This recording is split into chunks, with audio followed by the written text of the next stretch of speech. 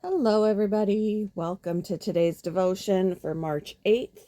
Today's devotion is titled God's Loving Deeds. The Bible reading is from Psalm chapter 107, verses 1 to 11, and verses 41 to 43. Give thanks to the Lord, for he is good. His love endures forever. Let the redeemed of the Lord tell their story, those he redeemed from the hand of the foe, those he gathered from the lands from the those he gathered from the lands, from east and west, from north and south. Some wandered in desert wastelands, finding no way to a city where he could settle. They were hungry and thirsty, and their lives ebbed away. Then they cried out to the Lord in their trouble, and he delivered them from their distress. He led them by a straight way to a city where they could settle. Let them give thanks to the Lord for his unfailing love and his wonderful deeds for mankind. For he satisfies the thirsty and fills the hungry with good things. Some sat in darkness, in utter darkness, prisoners suffering in iron chains, because they rebelled against God's commands and despised the plans of the Most High.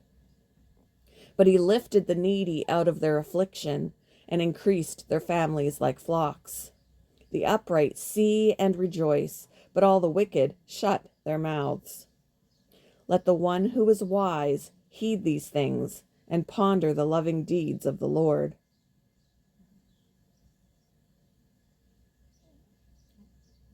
They sit side by side on Ball Street in my city, the Grand Ideas Garden and the county jail. My friend Joanne loved both places.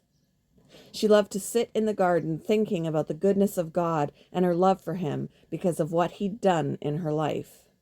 She also loved to share with the women in the jail and tell her story of God redeeming her life after many bad choices and wandering far from him.